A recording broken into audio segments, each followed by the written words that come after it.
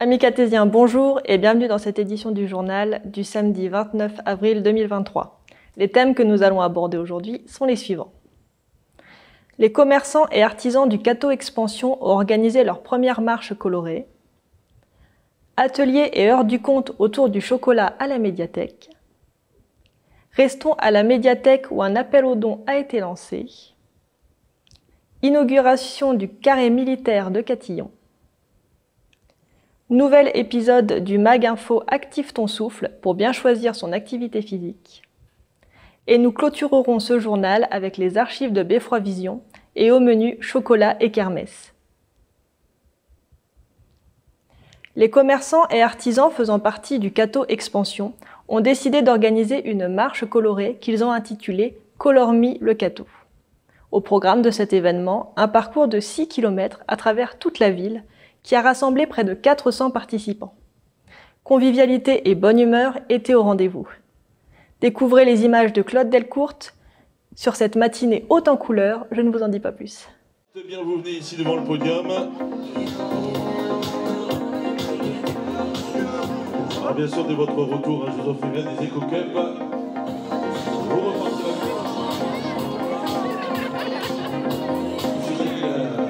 un petit discours, je ne sais pas si...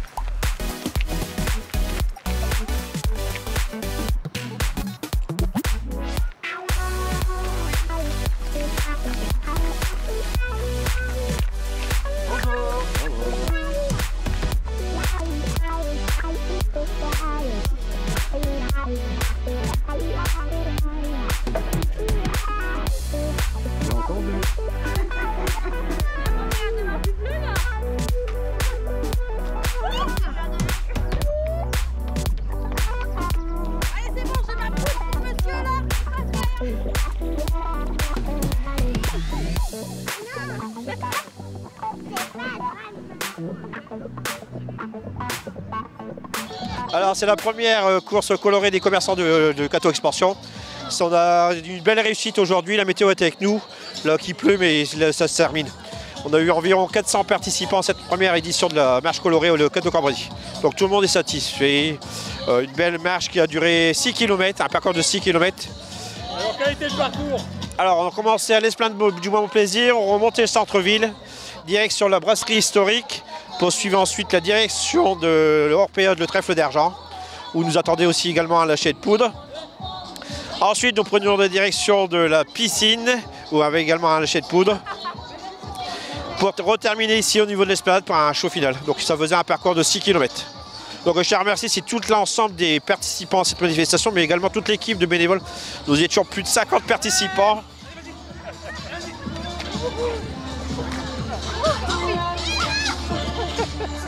Il y avait plus de 50 participants sur le parcours, niveau sécurité, donc on n'a pas eu de soucis.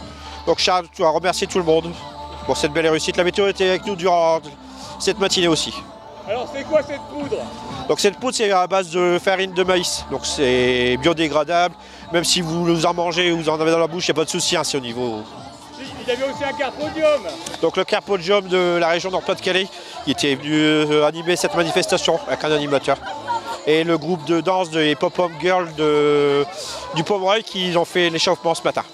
Alors, vos impressions là tous? Elles sont très bonnes, merci. Alors et toi? Beau parcours, très bien. T'es un petit peu vert, t'es au courant? Un peu, ouais. Je suis en mode Hulk. Voilà. Tu t'en sors pas surtout, hein? Non, ça va aller. On va rester calme. Une organisation au top, franchement, à refaire pour ma part. C'était très bien, bonne organisation. Alors qu'est-ce qui vous a motivé à faire cette marche? Mon kilo en trop. Mais non, mais non. Eh bien, écoute, on a fait un très beau parcours, très bien organisé. Félicitations aux commerçants. Franchement, la course était nickel. Ravitaillement, tout impeccable. Bah écoute, c'était une matinée assez exceptionnelle. C'est vrai que les commerçants nous ont organisé une course en couleur Mirade qui était fantastique et surtout moi je tiens à les féliciter en termes d'organisation. Ils étaient vraiment présents, responsables et au niveau. Bravo à vous et merci pour cette animation pour la commune. C'était chouette. Écoutez ici. Bravo. Hé chef, Bravo. Oui, qu'est-ce qui se passe? il faut arrêter de donner des cadeaux si les gens ils dansent pas, je suis pas d'accord. C'est correct. C'est bien pour une première fois. On a bien eu à manger et tout sur le parcours, c'était bien organisé, je trouve. Ça va. Bah, une très bonne impression pour une première, franchement pas déçu. Très jovial et des bons petits ravitaillements, très sympathiques. Je recommande. Franchement, c'est une course à faire. Et vous êtes à peine coloré. On peut s'applaudir à À peine, ça se voit même pas. Non. C'est bien, ça reste discret. Et dans la nature, on passe inaperçu. C'était très bon. Malgré les conditions climatiques, vous êtes là, vous avez le sourire, vous êtes plus beau qu'à l'aller, hein, je tiens à vous le dire quand même. Alors là, ça va être le final. Vous avez tous votre sachet? Alors on lève les mains. On félicite le Cateau Expansion pour l'organisation de cette manifestation qui est la première fois qui est faite au Cateau. L'année prochaine, on doit être 1000. Alors l'année prochaine, vous revenez tous, vous ramenez les tontons, les tatas, les cousins, les cousines, et comme ça, on est 1000. Alors attention, sachet de poudre en main. Au top, on y va. Attention. 1, 2, 3, top.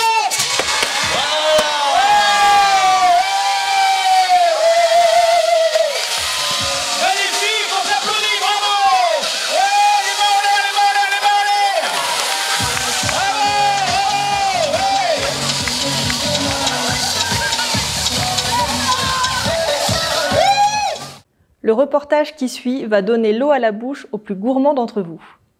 En effet, la médiathèque a organisé un atelier Rose des Sables pour les enfants et a ensuite proposé une heure du conte autour du chocolat. Tout cela devant l'exposition temporaire qui retrace l'histoire du chocolat. Si à la fin de ce reportage vous avez très envie de manger du chocolat, vous saurez pourquoi. Alors aujourd'hui, nous avons fait un atelier, une heure du conte autour du thème du chocolat. On a commencé par un atelier Rose des Sables avec les enfants. Donc on a fait chauffer le chocolat, on a fabriqué les roses des sables et le temps que c'était en refroidissement, on est parti raconter l'histoire. Donc l'histoire, c'était l'histoire d'un petit poussin qui était trop gourmand et qui avait mangé le gâteau qui était destiné au chat. Mais ça se finit bien, je vous rassure. Et la deuxième histoire? La deuxième histoire, alors c'était deux personnes âgées, un grand-père et une grand-mère, grand-père chocolat, grand-mère sucre, qui se disputent. Ils s'aiment, mais ils se disputent de temps en temps. Alors à la fin, on comprend qu'on se fait pardonner quand on est un peu plus gentil. Voilà. Il y avait aussi un quiz sur l'exposition? Alors oui, voilà. Derrière moi, vous avez une exposition qui nous est prêtée par la médiathèque départementale du Nord. Donc c'est une exposition sur le chocolat, qui va de la récolte, la transformation, etc. Alors, pour la fabrication des roses des sables, on a fait un bain-marie. Donc, pour faire un bain-marie, on met de l'eau dans une casserole, on fait chauffer. Et au-dessus, on met un saladier dans lequel on va venir faire fondre à peu près 150 grammes de beurre. Alors, c'est mieux du beurre non salé, mais si vous avez que du beurre salé, vous pouvez faire quand même.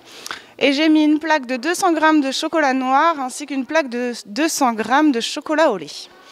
Une fois que tout est bien fondu, on mélange bien et on vient ajouter des pétales de maïs, des Kellogg's, des cornflakes, Kellogg's, ce que vous voulez. Et puis vous venez mélanger délicatement et après on vient former des petits tas sur une plaque de papier sulfurisé ou une plaque non adhésive. Et puis vous mettez au frigo pendant au moins 2 heures. Voilà, c'est parfait pour le goûter. Vous avez rajouté quelques petites surprises sur en même temps. Alors, ouais, là aujourd'hui, comme c'était encore, on n'est pas encore très loin de Pâques, donc on a décidé de faire ça à la façon d'un nid, en mettant des petits œufs dessus, des petits œufs au chocolat également. Voilà.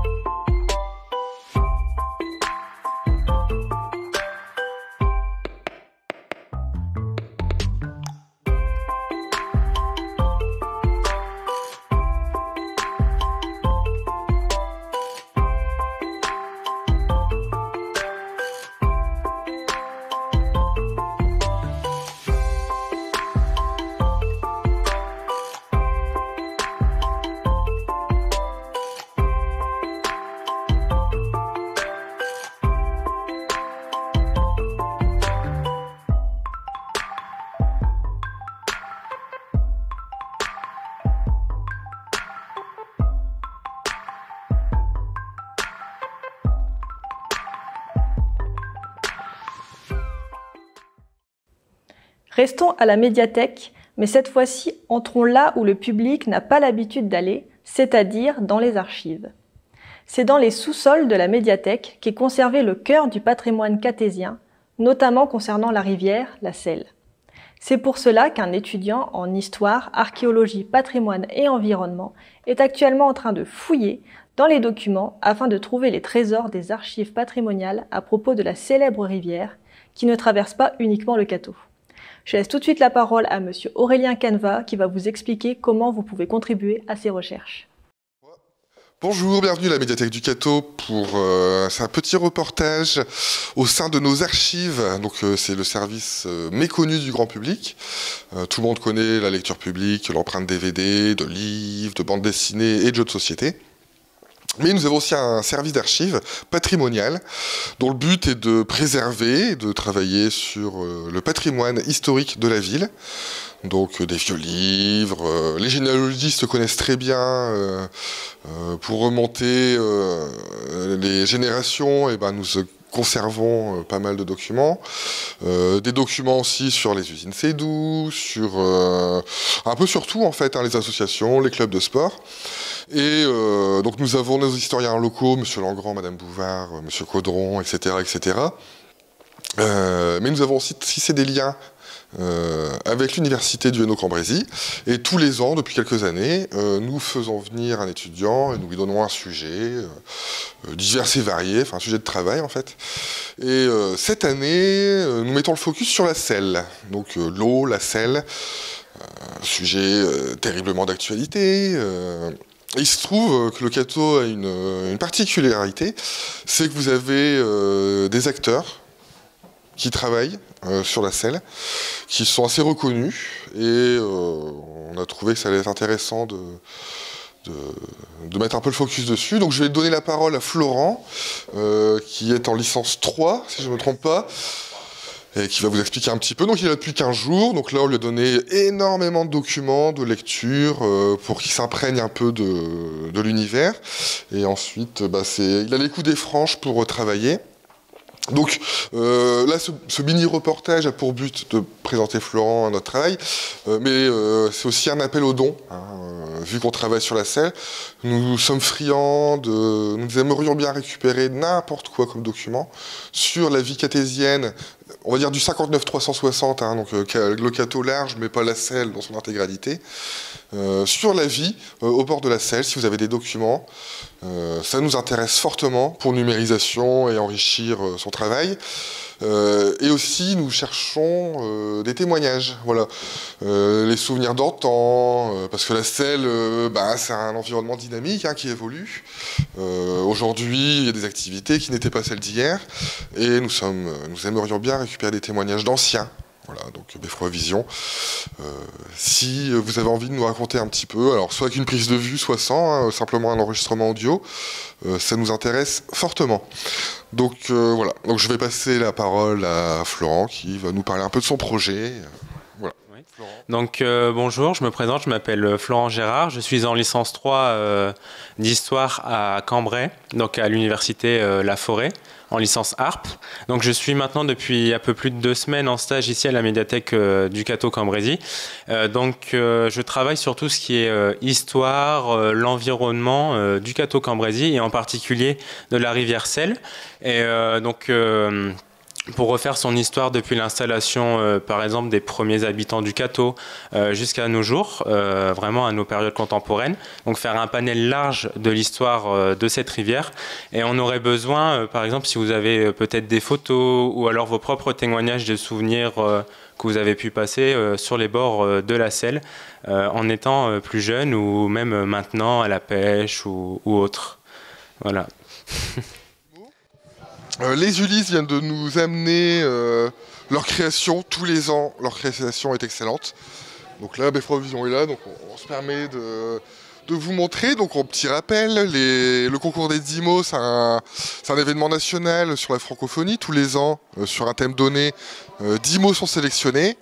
Et nous, au Cateau, on propose un concours dans lequel vous pouvez nous écrire un texte, de la poésie ou un texte tout simple, utilisant les 10 mots. Ou alors nous faire une production plastique, hein, une œuvre d'art, telle les Ulysses, avec leur horloge qui, je pense, va rester quelque temps dans le bureau. Alors si vous voulez participer, il est encore temps. Vous pouvez déposer vos participations jusqu'au 2 mai, ce qui laisse tout le mois d'avril, et notamment les vacances pour les enfants. Tout le monde est récompensé, hein, c'est un concours qui récompense tout le monde.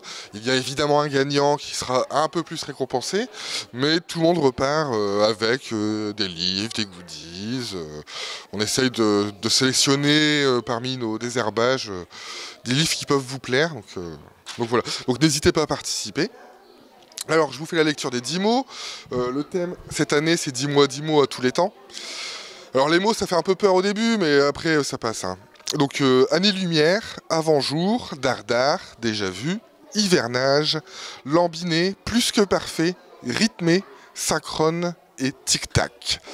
Donc voilà, c'est pas toujours facile, mais regardez les Ulysses, Année-lumière, avant-jour, dardard, l'horloge tic-tac, le rythme. Donc voilà, il est tout à fait possible de réussir à s'en sortir.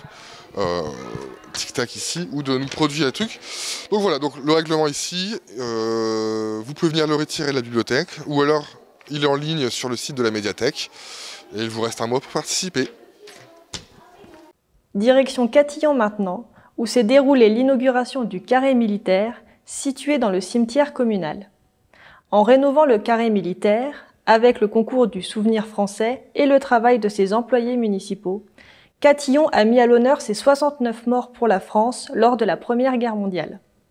Suivons le déroulement de cette manifestation patriotique qui a connu un véritable succès, avec la présence des autorités, mais également de 39 porte-drapeaux, des enfants des écoles et de l'harmonie municipale de Catillon. Je laisse tout de suite la parole au passionné qui aimerait souligner qu'il n'a pas pu ce jour-là, Monsieur Pierre Desmarais. Bien, à l'origine, c'est Monsieur Pierre Desmarais, donc avec Monsieur Leblond, qui ont monté le projet, donc ainsi que je l'ai expliqué tout à l'heure. Et le projet a été conçu en 2017. Bon, malheureusement, la Covid a mis un terme à tout ça, a mis tout en stand-by. Et je suis très fière surtout d'avoir pu continuer à mener à bien ce projet avec Monsieur Desmarais, Monsieur Vignol et les employés de notre service technique. Voilà. Et bien sûr, Monsieur Leblond était derrière. Oui, les services techniques ont fait un travail remarquable de présentation et de remise en état des tombes. D'après les échos, il y a peu de communes qui ont un cimetière militaire comme le nôtre. Je suis fière de le dire. Mais il faut le dire. Et les enfants des écoles ont fait aussi une très bonne prestation. Très bonne prestation, exactement, voilà. Ils sont toujours impliqués aux cérémonies du 8 mai, du 11 novembre. Et là, leurs enseignantes sont partantes aussi. Et à chaque fois, ils répondent toujours présents, ainsi que l'harmonie.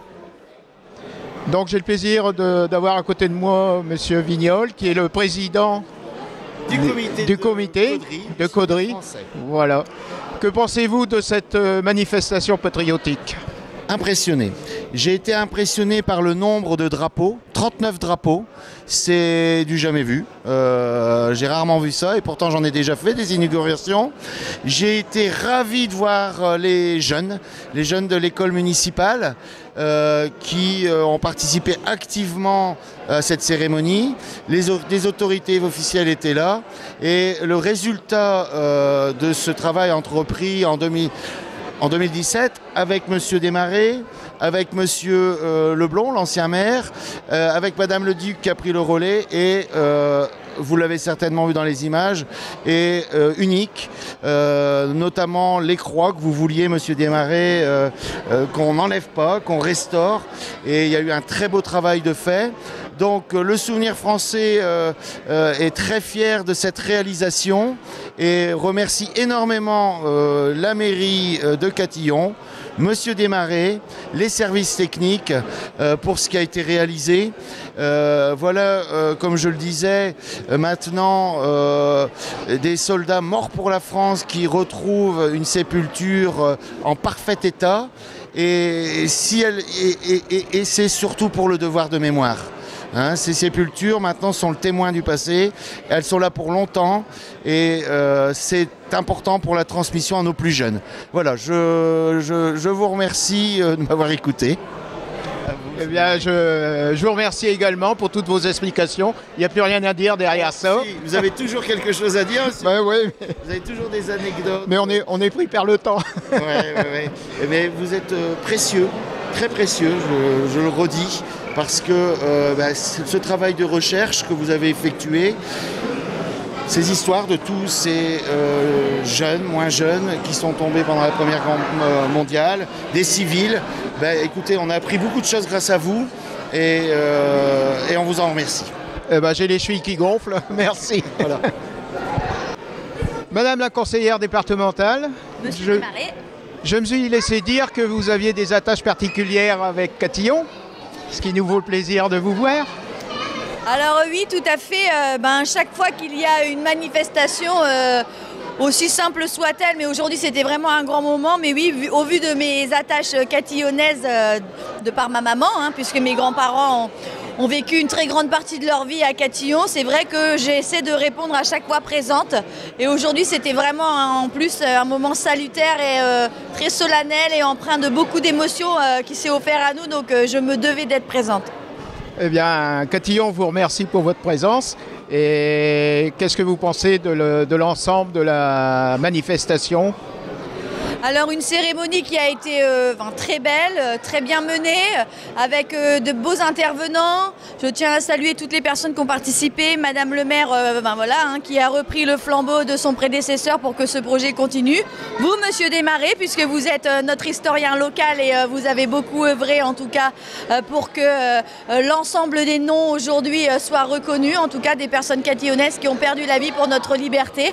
Et puis aussi le souvenir français, puisque c'est à l'initiative de cette rencontre, l'ensemble des porte-drapeaux, ma collègue Chloé Thébert au Cateau, mais qui était directrice aujourd'hui de l'école de Catillon, et l'ensemble des enseignants qui ont porté le message en fait auprès des enfants, parce qu'aujourd'hui nous étions là pour se rappeler, se souvenir et rendre hommage par l'inauguration de ce carré militaire moi je dis toujours les gueules cassées, parce qu'il y en a qui ont perdu la vie, mais c'est aussi vis-à-vis de ces gueules cassées, puisqu'elle a fait des ravages cette grande guerre, cette guerre 14-18, pour leur rendre hommage en ayant un beau carré militaire et en ayant ces superbes croix, je ne sais pas si on peut dire superbes, mais en tout cas ces honorifiques croix en fait qui montrent en tout cas qu'il y a des personnes, des familles entières qui ont été ensevelies sous cette guerre et qui ont vécu des drames, mais pour la liberté de chacun d'entre nous. Donc c'était un moment très intéressant. Et puis remercier l'ensemble des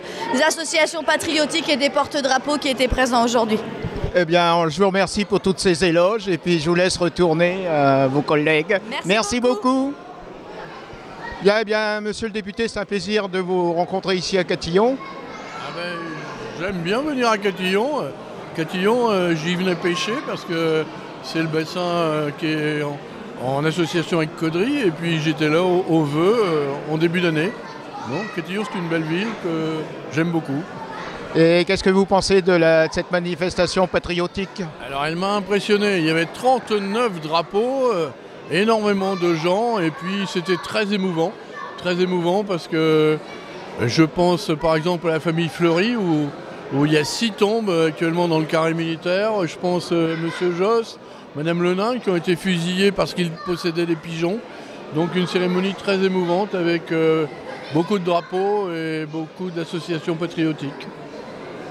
J'ai entendu que la ville de Caudry avait participé modestement mais très gentiment à la... Ça n'est plus moi le maire. Hein. Oui, mais pour nous, vous restez quand même un caudrésien. Ouais, on a un service qui sait faire les plaques, on a fait les plaques. C'est la petite contribution de la grande sœur de Caudry. Mais c'est toutes ces petites contributions qui font que nous ayons des grandes choses. En tout cas, je vous félicite, Monsieur Desmarais. Hein. Merci. C'est lui qui était à l'origine de tout ça avec Monsieur Leblond. Hein.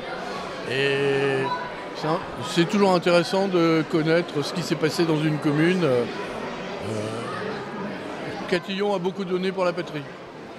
Alors, à chaque cérémonie, on essaie de sensibiliser l'ensemble des élèves de l'école au souvenir de l'une ou l'autre des grandes guerres.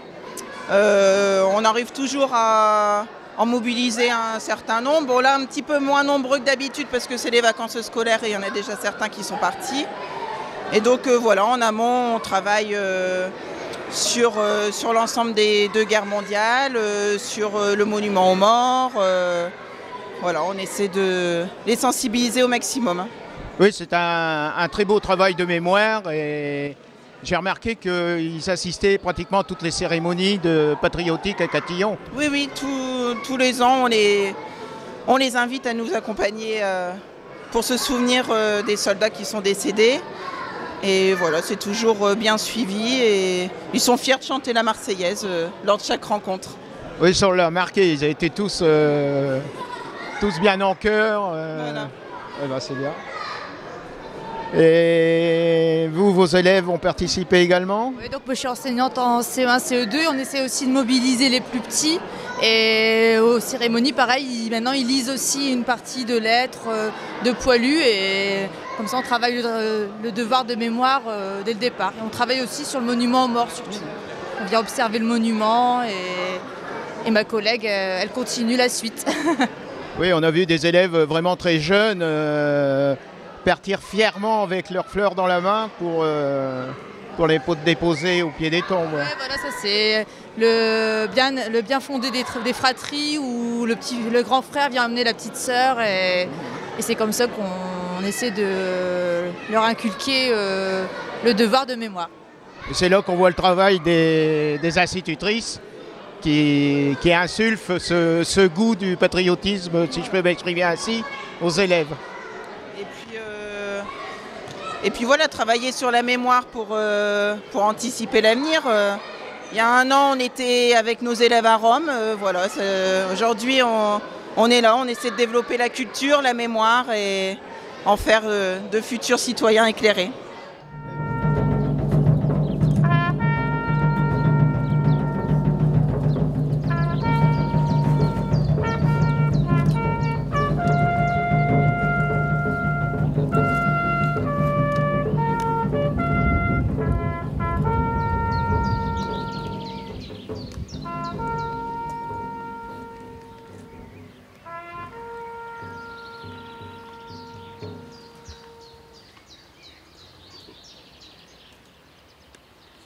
Les personnes asthmatiques et allergiques doivent faire attention à bien choisir leur sport.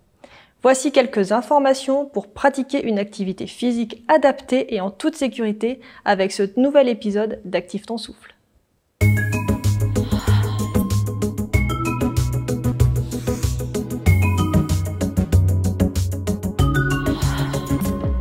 Asthme, allergie, 10 millions de Français souffrent de maladies respiratoires. Pratiquer une APA, activité physique adaptée, permet de prendre soin de son souffle. Mais comment se déroulent ces séances? Les explications de Tony Regna, coach sportif. Pour le patient asthmatique et allergique, le premier critère, c'est de connaître sa forme d'asthme.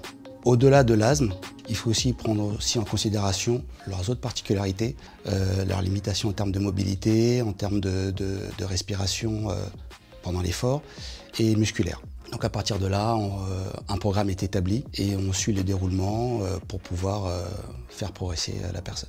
La norme, c'est de faire de l'activité au moins 3 fois par semaine, d'une durée allant de 45 minutes à 1 heure. Et à côté, elles ont ce que j'appelle des petits devoirs à la maison. Par exemple, ça peut être de la marche, ça peut être de la course, ça peut être du vélo, aller à la piscine. Et les patients ressentent une amélioration en combien de temps? Alors ça varie en fonction des gens. Voilà, ça varie en fonction du type d'asthme. Mais en général, si c'est bien suivi, au bout de 3 semaines, on commence à avoir une petite amélioration. Bonjour, quand on est asthmatique et qu'on veut faire du sport en extérieur, il faut prendre en compte le pic de pollution ou la météo? Bonjour Hakim, oui c'est absolument indispensable lorsqu'on est asthmatique de tenir compte de l'environnement quand on fait du sport. Les pics de pollution, il faut essayer de les éviter. Je choisis les moments où il y a moins de pollution, typiquement des moments où il y a moins de trafic automobile. La température, c'est aussi très important. Quand on est asthmatique, on a une hyperréactivité des bronches. Si je respire vite et beaucoup en faisant du sport et que l'air est froid, je vais refroidir mes bronches, ça va déclencher des crises d'asthme. Donc je vais faire plutôt mon sport à l'intérieur. Au contraire, lorsqu'il fait chaud et sec, je vais déshydrater mes bronches, et ça va être très mauvais, ça va également déclencher des crises d'asthme. Donc là, je vais choisir des heures fraîches de la journée, le matin ou le soir pour faire mon sport. Asthmatique depuis l'adolescence, Stéphane a décidé d'activer son souffle après avoir pris beaucoup de poids. Retour sur son combat. J'ai pris énormément de poids en raison de mon inactivité, en raison de mon activité professionnelle, beaucoup de stress. Et là, mon médecin généraliste m'a dit « mais attention, si vous ne faites rien, il va vous arriver des ennuis ». Alors je me suis mis à faire des footings. Ça commençait par un petit footing, 500 mètres. Je m'arrêtais 200 mètres, je faisais la marche pendant 200 mètres. Et puis ça a été comme ça plusieurs mois. Et puis les sorties devenaient de plus en plus intéressantes. C'était plus 500 mètres, mais c'était plusieurs kilomètres. Et puis un jour, il se lance un défi, participer au marathon de Berlin.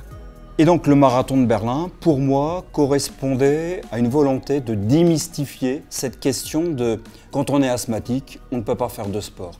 Ma pathologie aujourd'hui s'est nettement améliorée. Avec de l'entraînement, bien sûr, avec un traitement adapté, eh bien, je peux absolument faire des marathons, des semi-marathons. Et ça, je remercie vraiment le médecin généraliste qui à l'époque m'avait vraiment poussé à faire du sport. Presque tous les sports sont praticables si l'on souffre de maladies respiratoires, sauf la plongée sous-marine pour les asthmatiques et l'équitation pour les allergiques aux poils d'animaux. On évitera aussi l'exercice en extérieur quand l'air est froid et sec. Retrouvez d'autres conseils sur le site de la Fondation du Souffle, lesouffle.org.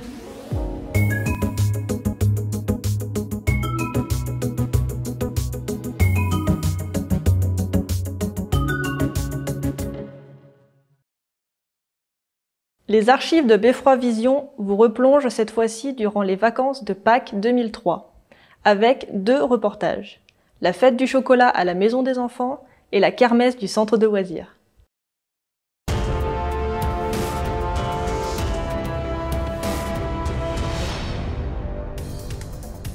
La fête du chocolat à la Maison des Enfants. 2 semaines de vacances bien remplies. Comment s'appelle l'arbre qui permet la fabrication du chocolat? Qui a la réponse? Alors allez-y, c'est quoi la réponse? Le palmier à cacao ou le cacaoyer. Alors, combien mesure-t-il? Est-ce que vous voyez la réponse? 6 mètres. On n'est pas à l'école, c'est pas la peine de lever son doigt, d'accord? C'est aujourd'hui vendredi, dernier après-midi du centre de loisirs des vacances de printemps. Donc aujourd'hui, c'est la fête du chocolat. Alors les enfants ont plusieurs activités à mener tout au long de cet après-midi. Un concours de dessin sur le thème du chocolat. Un grand quiz, les enfants vont pouvoir découvrir d'où vient le chocolat, comment il est fabriqué. Donc il y a un grand jeu qui est lancé. Les enfants vont tous fabriquer une recette à base de chocolat et ils vont le déguster bien évidemment cet après-midi. Et nous terminerons par les résultats du concours du lâcher de ballon qui a eu lieu le mercredi 5 mars au moment du carnaval. Et donc de nombreux ballons sont revenus, beaucoup sont revenus des Pays-Bas et donc nous avons des longs parcours qui ont été réalisés, des ballons qui ont réalisé jusqu'à 439 km. Donc voilà, les enfants seront récompensés cet après-midi. 15 beaux jours qui se terminent, effectivement encore un temps exceptionnel et on a beaucoup de chance. Alors les enfants ont été très très contents. Ils sont allés à Estourmel, passer l'après-midi. La première semaine, ils ont pu participer à une grande olympiade qui s'est très très bien déroulée. Les enfants sont toujours très contents de participer à un grand jeu. Nous avons mis en place cette fois-ci le concours d'engins roulants en folie, c'est-à-dire que les enfants devaient amener ou leur vélo ou leur trottinette. Et puis un grand concours de décoration a été lancé, ça a remporté encore un vif succès. Alors d'autres groupes ont fait une randonnée en forêt de Mormal. Les tout petits ont eu 3 séances sur le travail sur l'eau. Ils sont allés à la Saint-Martin-Rivière pour découvrir le milieu naturel de la rivière. Ils sont allés à Arny sur le site Chico Mendez. Et ils ont eu la venue aussi d'une danseuse professionnelle de l'association Nord Nature Chico Mendez qui leur a permis de s'exprimer sur le thème de l'eau. Alors, que s'est-il passé encore? Eh bien, les enfants sont venus 2 fois partager un repas de groupe. Donc, toujours très animés, ces repas de groupe. Voilà, beaucoup d'activités tout au long de ces 15 jours. Nous avons accueilli 90 enfants tout au long de ces 15 jours. Et voyez, c'est la dernière journée, il fait un peu maussade, mais c'est pas bien grave, on a eu 15 beaux jours. Que faites-vous ici? On fait un dessin. Tu fais un dessin qui représente quoi? Une poule et puis des œufs. Du chocolat. Mais c'est fait en quoi la poule? En chocolat. Ah bon. Voyons ça de plus près. Ah ouais, donc là c'est la poule et il y a 2 œufs, donc voilà. Là c'est du pain au chocolat, un œuf, du chocolat, puis un croissant, puis du jus d'orange. Ça représente une poule au chocolat. Et puis 2 poules au chocolat et puis les cloches. On fait des cloches aussi, on fait des œufs, aussi des lapins et c'est pour Pâques. Au petit lapin, à plein du chagrin, il ne saute plus, il sautait si bien.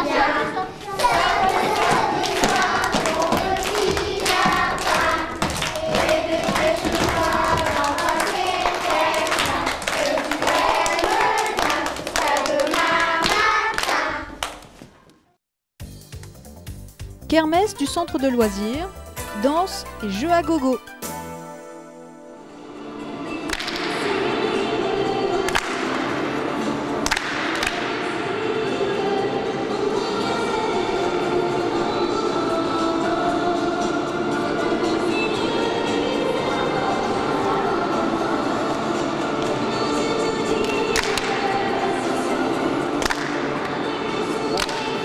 Cet après-midi, nous sommes à la kermesse du centre de loisirs du Palais des Sports. Il y a eu des danses qui ont été créées par les enfants, par petits groupes qu'ils ont bien voulu. Et aussi, il y a eu des scènes, des petites scènes. Il y a eu un clip, Tomber la chemise. Il y a eu la SketchUp, dansée par moi, Laura et Océane. Après, il y a des jeux, les kermesses. Et après, il y a eu les parents, ils sont venus pour regarder tout le monde. Les marionnettes aussi, il y a eu. Et après, il y a eu le magicien. Comment ça s'est passé leur séjour au centre de loisirs? On faisait des jeux, des sorties à la piscine, dans la forêt et tout. Nasser, il y a 5 minutes, tu m'as dit que tu n'avais plus de voix. C'est pas vrai là? Tu as une voix là, monsieur le speaker officiel de la kermesse. Hein? Ouais, j'ai crié quand même, hein.